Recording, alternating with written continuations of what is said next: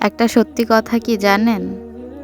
আমাদের মধ্যে না আছে আল্লাহর প্রতি কৃতজ্ঞতা, না আছে ভয়।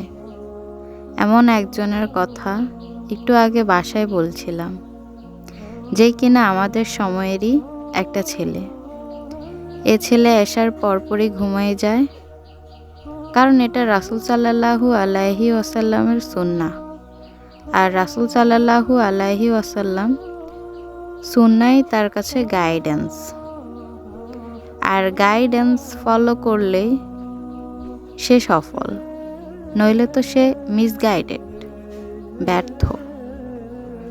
এই ছেলে প্রতি রাতে ঘুম থেকে 12:30টায় উঠে যায়। ভোর 5টা পর্যন্ত সে চুপি চুপি টানা সালাত কায়েম করে। কেন?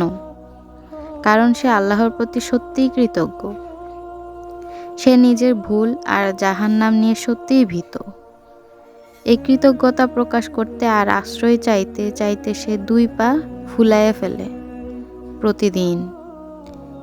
একটা ট্যুরে 30 দিনের একদিনও তার এই রুটিন মিস হয় নাই।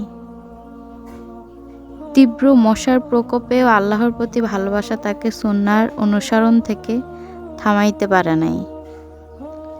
কোনো পরিস্থিতি আর অজুহাতেই তাকে আল্লাহর সাথে কথোপকথনের মিষ্টতা মিস করার দুঃসাহস দেয় নাই। মনিব নিজে নেমে আসবেন, কথা শুনতে চাইবেন, মাফ করতে চাইবেন।